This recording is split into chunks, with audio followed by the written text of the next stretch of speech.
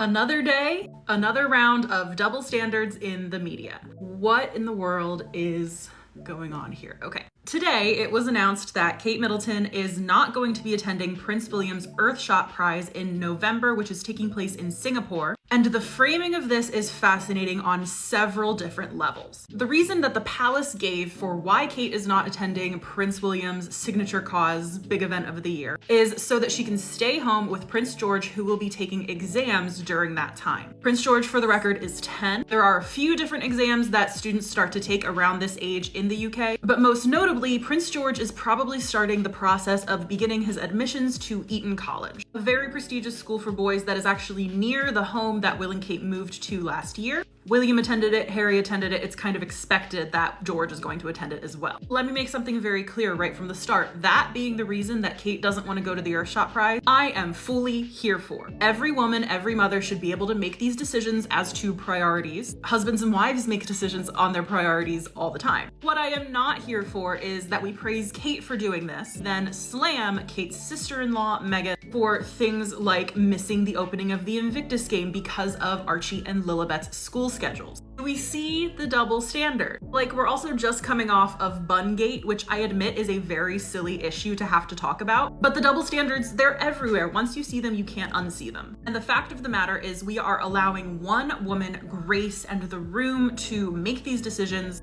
that when they're made by the other princess, they spark all these conversations about how she's distancing herself from Prince Harry. It happened when Spare was published, just because she let Harry have the limelight. That in turn gave rise to all these divorce rumors, which I will remind you are completely bogus. She's not allowed to live. A lot of the conversation in regards to Harry and Meghan has centered around, oh, she wants to distance herself from him and how she wants to build her own brand, which again, nothing wrong with. Husbands and wives are allowed. I would say I would encourage husbands and wives to have separate passions and interests, even if you do have a very strong joint brand like Harry and Meghan, or a strong joint brand like Will and Kate, the Prince and Princess of Wales, because this is another lens that we can approach the Earthshot Prize news through. Kate has accompanied William to the past 2 Earthshot Prize ceremonies. Last year's in Boston was a star-studded event, to the point where the prize recipients didn't even get to attend. The thinking there was that the star power on the red carpet and Kate's presence, we were all talking about her rented dress, her Princess Diana choker, those things are giving the Earthshot Prize a boost. The framing of this news that Kate's not going this year is so interesting because it's actually being painted as a bit of a snub, even as the reasoning is that she's on mom duty. People writing about this announcement are also recognizing that she's pulling her star power out of the Earthshot Prize, which will absolutely mean that the focus is more on William and the fact that this is his project. What is that if not brand separation? Something that Will and Kate have actually been doing a lot so far this fall, with Kate embarking on her business princess engagements and William flying solo at a lot of his. These two have come together for I think 2 or 3 joint engagements so far. This week they met with Tim Cook of Apple, apparently to discuss the climate and mental health, 2 things that apparently they are both very passionate about. So you still have this joint brand, the Prince and Princess of Wales brand, being worked on, but I think for things that boost the monarchy's image as a whole.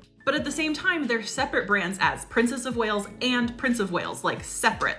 It's Barbie and it's Ken. That's also very much happening, and what we're not doing is criticizing them for it, or saying, oh, they must not be getting along, divorce must be on the horizon. Well, some people are saying that, I'm not saying it. My point, as always, is this: let's keep the same energy when it comes to both sides of the coin. If we're going to excuse behavior because we want one person to be seen as a busy mom who cares about her kids and can live her life independently of her husband's, then let's also maintain that reasoning when it comes to the other one.